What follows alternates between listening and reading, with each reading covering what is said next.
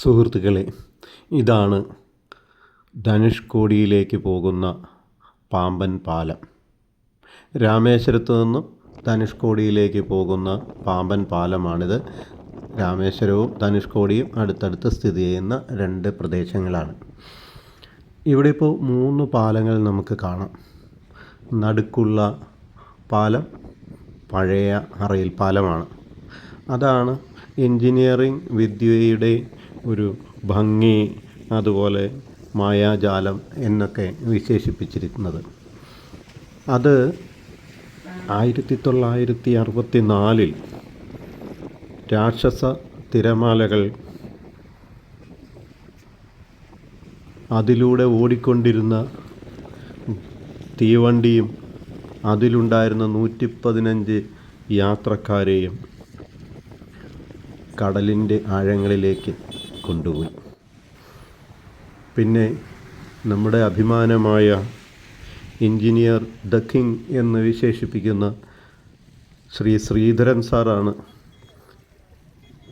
ഈ പാലം പുനർനിർമ്മിച്ചത്. അതിൻ്റെ നടുക്ക് ഭാഗം 2 പീസായി മുകളിലേക്ക് പൊങ്ങുന്ന രീതിയിലായിരുന്നു അതുപോലെ തന്നെ ശ്രീധരൻ സാറും നിർമ്മിക്കുകയുണ്ടായി. ഇപ്പോൾ കാണുന്ന പുതിയ പാലത്തിലൂടെയാണ് റെയിൽ ഗതാഗതം ഇപ്പോൾ നടക്കുന്നത്. അങ്ങനെ 3 പാലങ്ങളാണ് ഇവിടെ കാണുന്നത്.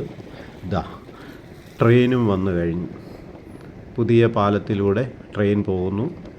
നടുക്ക് കാണുന്ന ആ 2 ഉയർന്നു നിൽക്കുന്ന ഭാഗങ്ങളുടെ മധ്യത്തിലുള്ള ഒരു പീസ് നേരെ മുകളിലേക്ക് പൊങ്ങുന്ന രീതിയിലാണ് പുതിയ പാലം നിർമ്മിച്ചിട്ടുള്ളത്. അത് ശ്രീധരൻ സാർ ആണോ എന്ന് സംശയമുണ്ട്. ഏതായാലും ഇത് രാമേശ്വരത്തെ ഒരു പ്രത്യേക സൗന്ദര്യമാണ്, പ്രശസ്തിയാണ്. ഇവിടുത്തെ കാറ്റ് അസാധ്യ കാറ്റാണ്.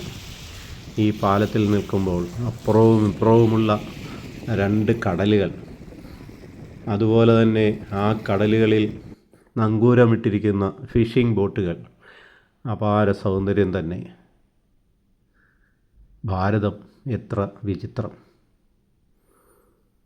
സുഹൃത്തുക്കളെ, അടുത്തൊരു വീഡിയോയുമായി വീണ്ടും കാണാം. നന്ദി, നമസ്കാരം.